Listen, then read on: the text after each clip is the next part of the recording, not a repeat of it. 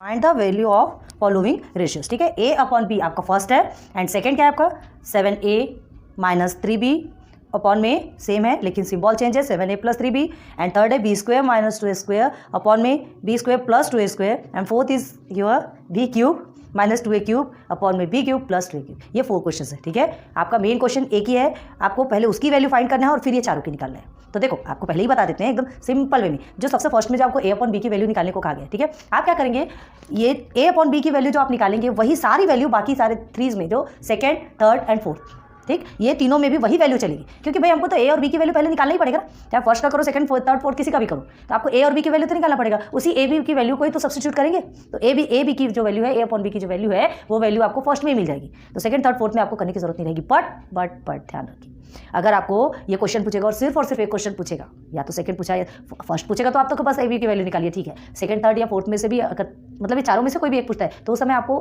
Extra से A B की value निकालना पड़ेगा, है ना। इसलिए आप अपने टेक्स्ट बुक में या नोटबुक में, ठीक है, क्या करेंगे, पूरा का पूरा लिखते हुए चलेंगे, हर क्वेश्चन में ए बी की वैल्यू निकालेंगे। हम आपको एक बार बताएंगे ए बी की वैल्यू निकाल के और आप सेकंड थर्ड फोर्थ में उस ए बी की वैल्यू बार बार निकालेंगे क्योंकि भाई कोई जरूरी थोड़ी कि चारों क्वेश्चन आपका एक ही साथ है ना। ये आपको एक क्वेश्चन देगा और उसमें कोई एक की वैल्यू फाइंड करने देगा, चारों की तो देगा नहीं। सो आप एवरी क्वेश्चन के बाद में ए अपॉन बी की वैल्यू निकालेंगे। ठीक है, चलो तो स्टार्ट करते हैं सॉल्व करना विदाउट लेट, ज़्यादा टाइम पास करने की जरूरत नहीं है। This is lecture number 4। ठीक है, फर्स्ट देखिए ना 15 स्क्वायर, पहले तो हम ये लिखते हैं क्वेश्चन 2 का 2 है ना, ये क्वेश्चन 2 हमने लिखा है ना। क्वेश्चन 2 का क्या है, 15a स्क्वायर प्लस, पहले मेन क्वेश्चन लिख रहे देखिए 4b स्क्वायर अपॉन में आपका क्या है 15a स्क्वायर माइनस में 4b स्क्वायर, क्लियर है, इज इक्वल टू क्या गिवन है आपको 47/7, ये गिवन है। तो अब हमको वैल्यू फाइंड करना है। तो सबसे पहले हम किसकी वैल्यू फाइंड करेंगे, फर्स्ट a अपॉन p की वैल्यू फाइंड करेंगे, है ना। 4 की वैल्यू गिवन फाइंड करने को बोला है, सबसे पहले हम a अपॉन p की वैल्यू फाइंड करेंगे। समझ में आ रहा है ना। देखो प्लीज़ डरने की कोई बात नहीं है, बहुत अच्छा है, एंजॉय करके पढ़िए। अरे पहले हमने बहुत बताया है यार इसके बारे में, नहीं डर लगता, हम फुल कॉन्फिडेंट है और फुल कॉन्फिडेंट के साथ पढ़ेंगे तो हमें चीज़ कभी भूलने का तो सवाल ही नहीं पैदा होता ना। तो चलो ये हो गया। अब हमें क्या करना है, हमें a अपॉन p, है ना, फाइंड करना है। पहले हमें क्या करना है, सॉल्व करेंगे, इसकी वैल्यू हमको फाइंड करना है, क्लियर है। यही कहा गया आपसे, find the value of following ratios. तो रेशियोज आपको पता है ना, वैल्यू फाइंड करेंगे, बाद में उसे रेशियो प्रॉपर्टी में लिखेंगे। चलिए देखते हैं। तो देखो सबसे पहले हमने क्या बताया, ए और अपन बी के फॉर्म में जो गिवन था, ठीक है, प्रॉपर्टीज लगाएंगे और रेशियोज फाइंड करेंगे, सॉरी, है ना। फर्स्ट वाला क्वेश्चन देखा है आपने, फर्स्ट वाले क्वेश्चन में क्या था, आपको ए अपॉन बी की वैल्यू आपको मिली थी, आपको क्या फाइंड करना था, रेशियो फाइंड करना था। अभी हमको क्या करना है, इसकी वैल्यू फाइंड करना है, जस्ट अपोजिट, है ना, जस्ट अपोजिट। अगर आपने लेक्चर देखा होगा तो आपको समझ में आएगा, तो जस्ट अपोजिट होगा, करेंगे कोई बात नहीं, ठीक है। इसमें अच्छा ये आपको क्या दिख रहा है, आप बोलेंगे कंपोनेंटो डिविडेंडो, है ना, नहीं, ये कंपोनेंटो डिविडेंडो दिख रहा है, ये आप बोल तो रहे हैं, लेकिन ये आपका कंपोनेंटो डिविडेंडो नहीं है, this is only a fraction, सिर्फ एक फ्रैक्शन है और इसे आपको लेकर के आपको इसका रेशियो फाइंड करना है, ठीक है। ये सिर्फ और सिर्फ हमारे लिए क्या है, एक फ्रैक्शन है। आई बात समझ में, क्लियर, समझ में आ गया। तो चलो देखते हैं। देखो सबसे पहले क्या देखते हैं, कंपोनेंटो डिविडेंडो में होता क्या है, देखो बताते हैं, सॉल्यूशन निकालते पहले आपको पहले बताते हैं। इन कंपोनेंटो डिविडेंडो देखो क्या होता है, पहले ध्यान दो, कंपोनेंटो डिविडेंडो क्या होता है। कंपोनेंटो डिविडेंडो में, कंपोनेंटो डिविडेंडो में a plus B upon a minus B, ठीक है, या तो पहले ऐसे ले लो ना, ठीक है, a upon B is equal to C upon D, ये लिया आपने, ठीक है। तो देन क्या बनेगा, क्या बनेगा, a प्लस बी बनाएंगे ऐसा, a plus B upon a minus B. अब यहाँ क्या बनेगा, जैसा इधर बनेगा, ये आपका क्या है LHS लेफ्ट हैंड साइड, और सेम ऐसा ही आपका इधर बनेगा C प्लस डी अपॉन में C माइनस डी, ये RHS। इस चीज़ को आपको ध्यान में रखना है, कंठस्थ, ठीक है। आपका ये कंपोनेंटो डिविडेंडो है, ऊपर में कंपोनेंटो डिविडेंडो, कंपोनेंटो में प्लस होता है, डिविडेंडो में माइनस होता है ना, और ये दोनों का जब ज्वाइन हो गया तो कंपोनेंटो डिविडेंडो आपको फॉर्म हो गया, क्लियर है। तो यही होता है ना, ऐसा ही होता है। तो हमें क्या करना है, इसे भी इस फ्रैक्शन में सॉल्व करेंगे। तो इसको हम क्या करेंगे, अब देखो ये जो आपका a है ना, ये a प्लस बी आपको तो बताया जा रहा है, ध्यान दो, a प्लस बी आपको बनाना है। तो कैसे बनेंगे, समझ लीजिए, ये आपका पूरा क्या है, ये आपका पूरा क्या है, a है, समझ लो, ठीक है। ये आपका पूरा a समझ लिया हमने, और इसे हमने समझ लो पूरा b, आ रही बात समझ में। ये हमारा पूरा a हो गया और ये हमारा पूरा b हो गया। तो जब ये a और b है तो ये भी हमारा a होगा और ये भी हमारा b होगा। Left hand side, right hand side, दोनों तरफ सेम प्रोसीजर करना है, बता चुके हैं हम, ठीक है। तो अब क्या करना है, हमें इसे कंपोनेंटो डिविडेंडो के फॉर्म में लिखेंगे ना। तो कैसे लिखेंगे, इसे भी 2 टाइम्स लिखेंगे, इसे भी 2 टाइम्स लिखेंगे। a प्लस बी मतलब ये a प्लस बी मतलब न्यूमरेटर का डिनोमिनेटर के साथ में एक बार प्लस होता है, एंड सेकंड टर्म में न्यूमरेटर का डिनोमिनेटर के साथ में माइनस होता है ना, ठीक है।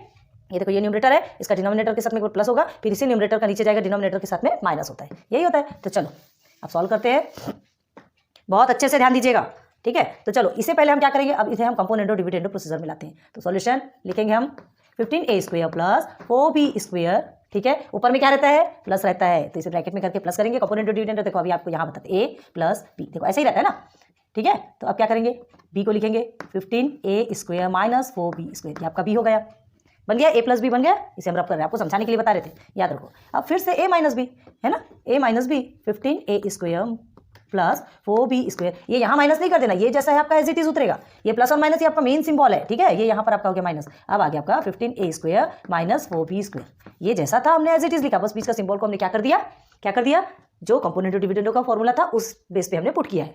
क्लियर हो गया, चलो ये क्लियर हो गया। अब देखिए ये तो आपका राइट हैंड साइड बन गया, तो जब ये बोलेगा कि हम इसे 2 टाइम्स मिला, तो ये क्यों अकेला रहेगा, ये भी बोलेगा मुझे भी 2 टाइम्स चाहिए, ठीक है। ये भी क्या कहेगा, मुझे भी 2 टाइम्स चाहिए, मैं अकेला क्यों रहूं, तो क्यों अकेला रहेगा भाई, राइट हैंड साइड को भी सेम करना है ना। तो 47/7 a प्लस बी, ठीक है, 47 माइनस 7 हो गया, सेम। अब यहाँ क्या लिखेंगे हम, यहाँ लिखेंगे बाय कंपोनेंडो डिविडेंडो, ये बिल्कुल हमको बताना है ना कि ये हमने क्यों किया। कंपोनेंडो डिविडेंडो बड़े बड़े नाम है, बहुत टाइम लगता है लिखने में, क्यों। चलो अब यहाँ ध्यान रखना है, न्यूमरेटर में एडिशन है, ठीक है, तो ब्रैकेट ओपन करेंगे तो कोई प्रॉब्लम नहीं होने वाली, लेकिन डिनोमिनेटर में आपका क्या है, सब्ट्रैक्शन, तो आप ब्रैकेट ओपन करते हैं ना तो क्या हो जाता है, मुश्किल हो जाती। क्यों मुश्किल हो जाती, क्योंकि सिंबल चेंज हो जाते हैं, ठीक है, सिंबल चेंज हो जाते हैं। ये माइनस है आपका, ठीक है, जैसे जैसे ब्रैकेट ओपन होगा, ये प्लस है तो माइनस प्लस तो चलो माइनस है, लेकिन माइनस माइनस तो आपका प्लस हो जाएगा। यहाँ बहुत ध्यान रखना, सिर्फ यहीं पे हर कोई गड़बड़ी करता है, और ये गड़बड़ी नहीं होनी चाहिए। ये आपने सही कर लिया ना, नीचे आप बिल्कुल सिस्टमेटिक चल सकते हैं, आपको कुछ भी करने की जरूरत नहीं। ये समझ में आ गया आपको, ठीक है। चलो थोड़ा छोटे छोटे अक्षर में बताएंगे हम, क्योंकि ये क्या थोड़ा लंबा है, हम चाहते हैं कि आपको एक ही ब्लैक बोर्ड में सब कुछ मिल जाए, ठीक है। थोड़ा लंबा है तो हमको थोड़ा स्पेस की प्रॉब्लम होगी, ठीक है। तो इन चीज़ों को आप अभी से लिख लीजिए, ताकि हम इधर का रब करेंगे तो आपको स्पेस मिल जाएगा, ठीक है। तो अभी एक कंपोनेंडो डिविडेंडो ये जो हम साइड में लिख रहे हैं, उसे आप तुरंत लिखते चलिए, ताकि आपके पास तो भी रहेगा। चलो अभी से सॉल्व करेंगे तो क्या करेंगे, ब्रैकेट ओपन करना पड़ेगा, करते हैं। तो देयरफॉर अब क्या हो जाएगा, यहाँ पर 15a² पूरा ब्रैकेट तोड़ेंगे, 4b², देन ये मेन वाला प्लस है आपका, अगेन 15a² माइनस 4b² हो गया। चलिए नीचे चलिए आप, 15a² इस साइड का तो सेम रहेगा, ठीक है, प्लस 4b², अब देखिए ये माइनस है, ये प्लस में, तो यहाँ तो चलो माइनस रहेगा, 15a², अब देखो माइनस माइनस क्या होता है, प्लस होता है ना, प्लस होता है, तो ये हो गया आपका 4b²। अब ये दोनों को सॉल्व करना है, तो 47 + 7 आप करेंगे तो कितना होगा, 7 7 14 होता है, तो 4 और 1 5 54 हो गया, ठीक है। अब 47 - 7 तो करेंगे तो आपका क्या आएगा, 7 के साथ में 0 हो जाएगा ना, 7 - 7 0, 40 आ गया, हो गया। अब क्या है, ये आपका इवन नंबर है। अभी चलो अब पूरे को फिर से सॉल्व करेंगे। अब देखो बहुत ध्यान दो, यहाँ क्या है, ये जितना हार्ड आपको दिखता है कुछ भी हार्ड नहीं है, कुछ है ही नहीं। देखो धीरे धीरे करके वो इतना सिंप्लीफाई होगा कि पूरा कट होकर के नीचे आकर के शॉर्ट हो जाएगा। तो देखो अभी क्या होता है, ये आपका क्या है 4b², चलो ये 15a² प्लस में है, ये भी 15a² प्लस में, तो दोनों तो प्लस हो जाएंगे, ठीक है। करेंगे अभी उसको, पहले इसको देख लीजिए, 4b² आपका प्लस में है, यहाँ पे 4b² माइनस में है, तो हो गया कट, हो गया ना सिंपल। अब देखो यहाँ क्या करना है, अब 15a² यहाँ प्लस में है, और ये देखो यहाँ माइनस में है, तो ये दोनों भी क्रॉस हो जाएंगे। अब ये दोनों प्लस में है, तो चलो सबको ज्वाइन करते करते लिखते चलेंगे, और ये आपका कैसा है, ये भी आपका शॉर्ट होगा, देखते हैं। चलो 15a², चलो 15 यहीं पे प्लस कर देते, 15a² प्लस 15a², तो 15 कितना होता है 30, हो गया 30a²। अपॉन में क्या आ जाएगा, 4b² 2 टाइम्स है, प्लस प्लस में है, तो 8b² हो गया। अब इज इक्वल टू में इसे लेंगे, तो ये देखिए आपका ये जो दोनों भी है इवन नंबर है, तो इवन नंबर है तो अभी क्या करोगे, देखो ये 30 है, ये 8 है, हमें क्या चाहिए, हमें a और b का रेशियो चाहिए, तो हम a² b² को यही छोड़ देंगे, और ये 30 और 8 को क्या कर देंगे, ट्रांसफर कर देंगे, ठीक है। तो चलो ये 54/40, अब देखो यहाँ ध्यान दो प्लीज, ये 8 आपका डिनोमिनेटर में है, तो जो डिनोमिनेटर में है वो वहाँ जाके क्या हो जाता है, न्यूमरेटर में चला जाता है। ध्यान दो, मल्टीप्लाई करेंगे तो 8 आपका न्यूमरेटर में चला गया, ये जो 30 जो न्यूमरेटर में है वो आके आपका डिनोमिनेटर में हो गया क्लियर, ठीक। तो इसको अभी कैसे लिखेंगे, ध्यान दो, यहाँ पे बताएं तो अब देखो a²/b² को हमने छोड़ दिया, अभी आपको समझाने के लिए बताए थे। अब देखो कैसे लिखना है, 54 है ना, 54/40 मल्टीप्लाई बाई, ये डिनोमिनेटर है, चला गया न्यूमरेटर में, अभी आपको समझाने के लिए बताया था, और ये 30 हो गया क्लियर, आ गया। देखिए a² b², अब भी a भी आएगा, अब ये स्क्वायर में कैसे करेंगे वो भी देखो, पहले को तो काट लीजिए, ठीक है। तो कैसे करेंगे, 8 के टेबल में 8 5 40 आता है, यहीं पे क्रॉस करके बताइए कि अलग से क्रॉस करके होता है, चलो अलग से बताते हैं, यहाँ पे गंदगी हो जाएगी, कोई बात नहीं।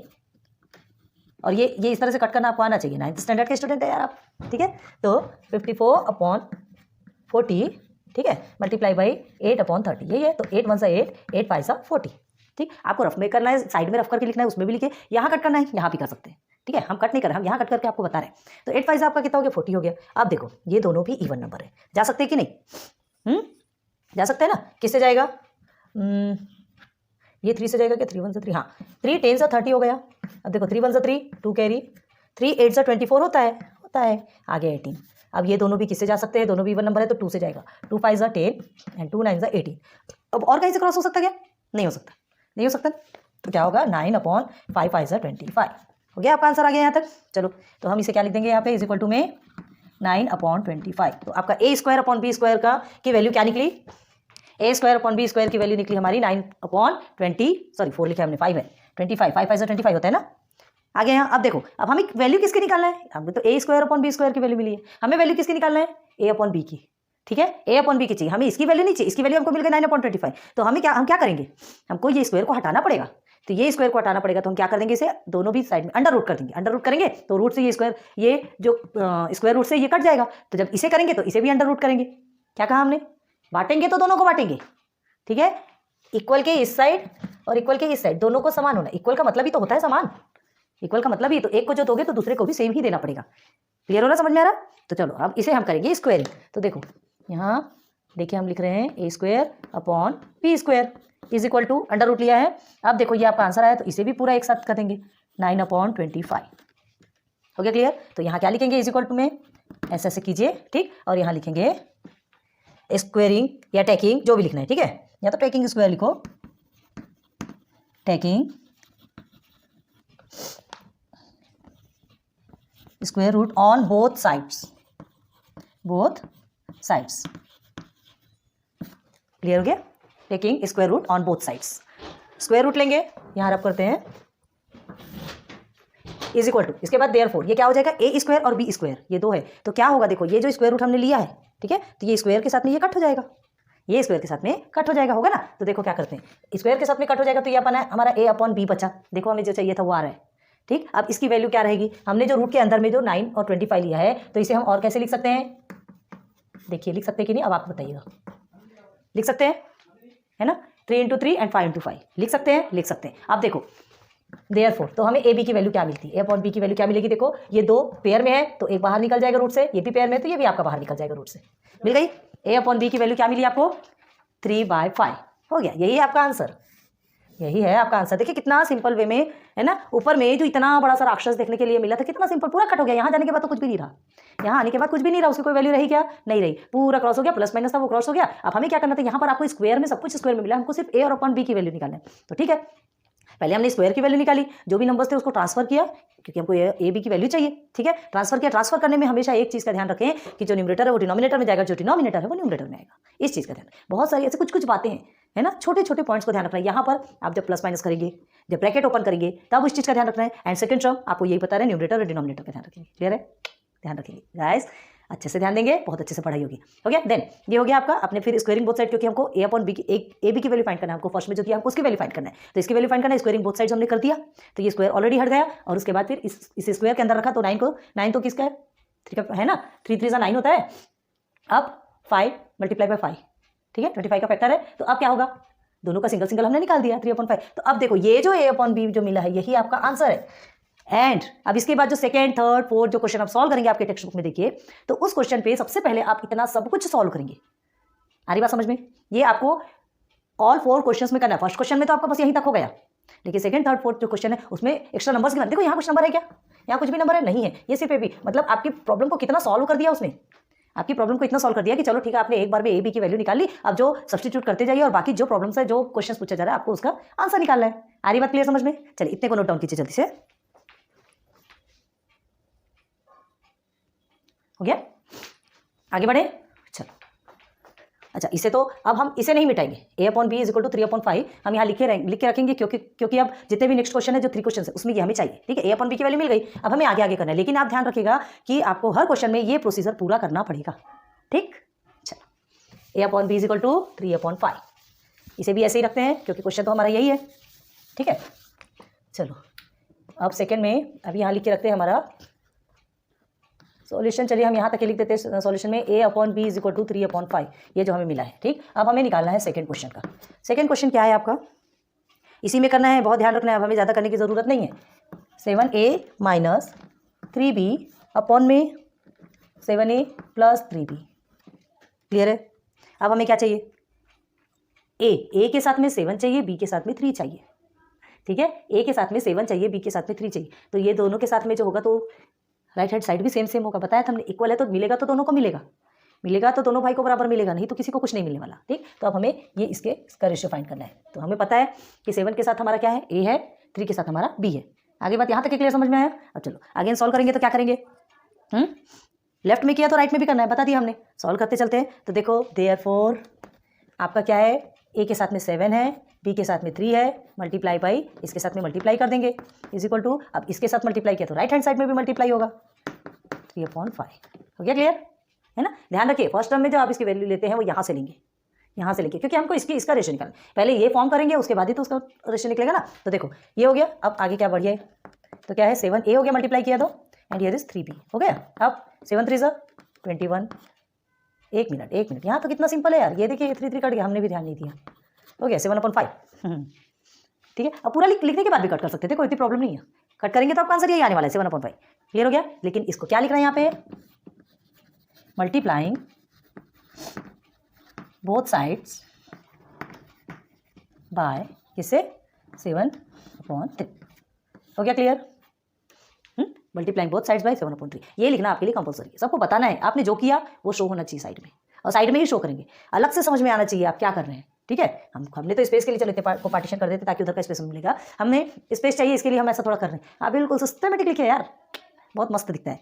ठीक है, यहाँ तक हो गया। अब आपको क्या मिला, 7a/3b इज इक्वल टू 7/5। ठीक, अब हमें क्या करना है, इसे इस फॉर्म में लिखना है। तो आप इसको देख करके क्या बोल रहे हैं, क्या कंपोनेंट और डिविडेंड हो, या कंपोनेंट और डिविडेंड दिख रहा है। कंपोनेंट और डिविडेंड कैसा होता है, याद कीजिए, a plus B upon a minus B. देखिए कुछ समझ में आ रहा है, यहाँ प्लस ऊपर है, यहाँ माइनस ऊपर है, तो ये भी कंपोनेंट और डिविडेंड नहीं है। ठीक है, ध्यान रखना, ये कंपोनेंट और डिविडेंड नहीं है, लेकिन हमें उस फॉर्म में लाने के लिए अभी हमको निकाल लेना पड़ेगा।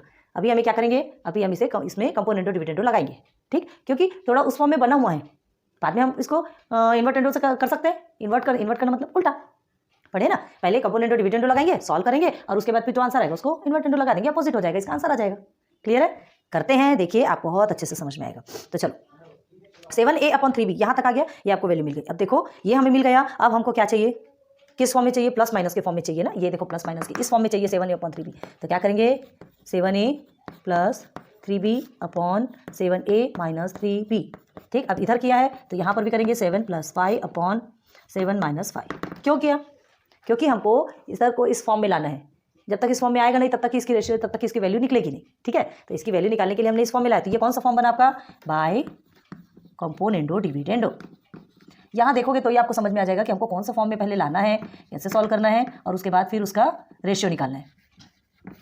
हो गया क्लियर, कंपोनेंट और डिविडेंडो हमने लगा लिया, तो ये इस फॉर्म में बन गया। कैसे आया ये आपको साइड में बता दिया आपने। अब इसको सॉल्व करेंगे, ठीक है, तो इसको सॉल्व करेंगे तो क्या होगा, ये तो आपका एज इट इज रहेगा 7a/3b, क्योंकि हमें क्या करना है, इसकी ही वैल्यू निकालना है, इज इक्वल टू, अब देखो 7 + 5 कितना होता है, 12 होता है, 7 + 5 आपका 12 हो गया। अब उसके बाद फिर इसे कैसे करेंगे, 7 - 5, तो देखो 2, अब इसे और कट कर दीजिए, क्या करेंगे, 2 × 2 एंड 2 × 6 = 12, 6/1 आ गया, 6/1। अब लेकिन एक चीज़ को ध्यान देना, ये तो 6/1 हमारा आ गया, लेकिन हमको क्या चाहिए, क्या चाहिए, देखिए क्वेश्चन में चाहिए, और क्वेश्चन में देखिए हमने जो लिया, हमने कंपोनेंट और डिविडेंड जो लिया है, इसे सॉल्व कर लिया, हमारा आंसर 6/1 या 6 जो भी बोलो आ गया। बट ये हमारा आंसर है क्या, नहीं, हमारा आंसर हमको क्या चाहिए, ऊपर में माइनस होना चाहिए, नीचे में प्लस होना चाहिए, बट यहाँ प्लस है, यहाँ माइनस है ना। अभी तो हमने इसे इस फॉर्म में बनाने के लिए कंपोनेंट और डिविडेंड क्या यूज़ करेंगे, कंपोनेंट और डिविडेंड यूज़ करेंगे इसमें, तभी तो ये इस फॉर्म में बनेगा। इस फॉर्म में बन गया, बट हमको अब इसको इस फॉर्म में बनाना है। ठीक है, इन चीज़ों को इस फॉर्म में बनाना है, तो हमको क्या करना पड़ेगा, जस्ट अपोजिट, अपोजिट मतलब इन्वर्टेंडो। ठीक, तो क्या करेंगे, इज इक्वल टू, ध्यान दो इधर सीधे सीधे लिखेंगे, ये आपका प्लस में है ना, ये प्लस है, ध्यान दो ये प्लस में है। अब हम इसको जस्ट पलट देंगे, 7a - 3b अपॉन में 7a + 3b, देख लो ऊपर लिखा है कि नहीं, सेम आ रहा, माइनस ऊपर नीचे प्लस है, तो ये भी आपका पलटेगा। ये 6/1 है, तो आपका क्या हो जाएगा, 1/6। अब इसको भी आपको लिख के बताना पड़ेगा कि हमने क्यों किया, बाय इन्वर्टेंडो। कैसे किया, ठीक है, बाय इन्वर्टेंडो। आ गया, क्लियर, समझ आया। तो यही आपका आंसर है, यही आपका आंसर, आपको कुछ करने की जरूरत नहीं। लेकिन हाँ, इसको कैसे लिखना है देखो, देयरफॉर अब आपको ये आंसर लिखना है ना, 7a minus 3b upon 7a plus 3b is equal to में 1/6 और भी लिख लीजिए 1:6। इसका रेशियो फाइंड करना है तो चाहे इस फॉर्म में लिखो चाहे इस फॉर्म में लिखो। This is our answer. हो गया क्लियर? क्लियर हुआ कि नहीं? है ना इजी? कहीं भी कंपोनेंट और डिविडेंड इसको देख करके आप समझ जाइए कि हमको बनाना क्या है ना। हमको इसमें कंपोनेंट और डिविडेंड लगाना है कि और कुछ लगाना है कि इन्वर्टेंडो की अल्टरनेटो लगाना है, क्या लगाना है आप इसको देखेंगे खुद पर खुद समझ जाएंगे। उल्टा उल्टा लिखा है तो भी आप पहले कंपोनेंट, अगर ये देखिए हमने ये उल्टा लिखा है लेकिन हमने कंपोनेंट और डिविडेंडो लगा करके इसे सिंपल को ऐसा बना लिया, इस फॉर्म में बना लिया। अब बात क्या है, बाद में उसको पलट दिया इन्वर्टेंडो के द्वारा, तो ये हमारा ऐसा आ गया है ना, और हमने इसकी वैल्यू भी निकाल ली। क्लियर है? बहुत ईजी है, हमें पता है, अब अच्छे से समझ में आ गया। चलो नोट डाउन कर लीजिए जल्दी से।